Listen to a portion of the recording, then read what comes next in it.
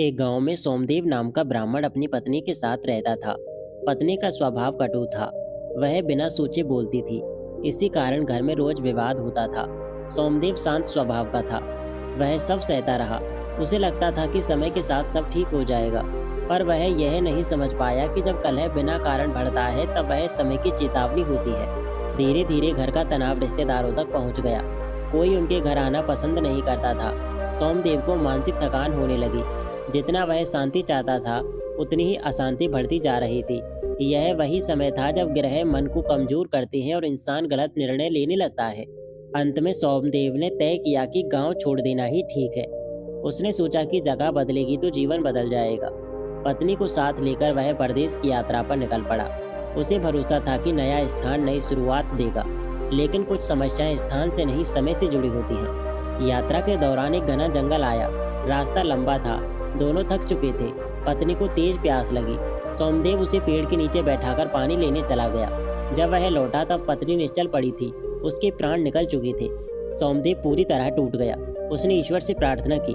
तभी आकाशवाणी हुई कि यदि वह अपने प्राणों का आधा भाग पत्नी को दे देगा तो वह जीवित हो सकती है। यह समय की कठोर परीक्षा थी। सोमदेव ने बिना सोचे अपना आधा जीवन पत्नी को दे दिया। पत्नी फिर से जीवित हो गई। यात्रा आगे बढ़ी, पर अब संतुलन बदल चुका था। प्राण लौट आए थे, पर विश्वास कमजोर हो गया था। कुछ दिनों बाद वे एक नगर के बाहर पहुंचे। सोमदेव भोजन की व्यवस्था करने चला गया। पत्नी को कुएं के पास बैठाया। वहीं एक लंगड़ा युवक पानी निकाल रहा था। दोनों के बीच बातचीत हुई और पत्नी का मन उस युवक की ओर झुकने लगा।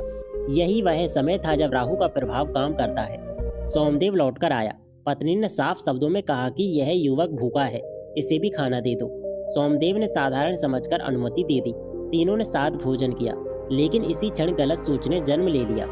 भोजन के बाद पत्नी ने कहा कि युवक को साथ ले चले। उसका असली कारण यह था कि वह युवक उसे पसंद आ चुका था। डर या दया सिर्फ बहाना था। सोमदेव ने मना किया, पर पत्नी की जिद के आगे झुक गया। युवक को पिटारे में छुपाकर साथ ले लिया गया। कुछ दूर चलने के बाद वे पानी के लिए रुके। वहीं पत्नी और युवक ने मिलकर सोमदेव को कुएं में धकेल दिया।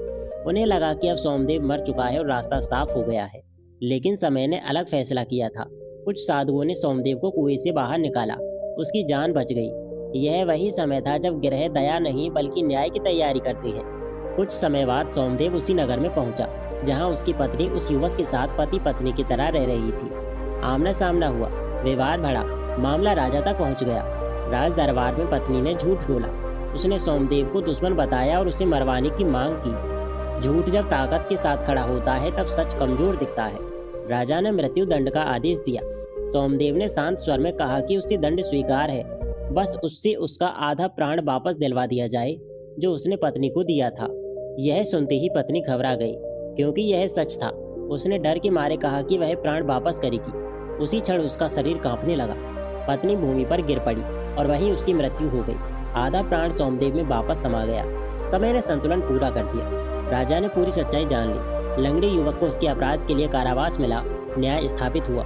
सोमदेव ने समझ लिया कि ज्योतिष भविष्य बताने का खेल नहीं है, यह समय रहते चेतावनी देने की व्यवस्था है। उसने यह भी जाना कि जिसने जीवन दिया हो उसके साथ विश्वासघात करना सबसे बड़ा अपराध है। ग्रह देर से चलते हैं पर चूकते नहीं। यह कहानी सिखाती है कि कर्म और समय दोनों का लेखा चलता है। जो विश्वास तोड़ता है उसे समय स्वयं दंड देता है।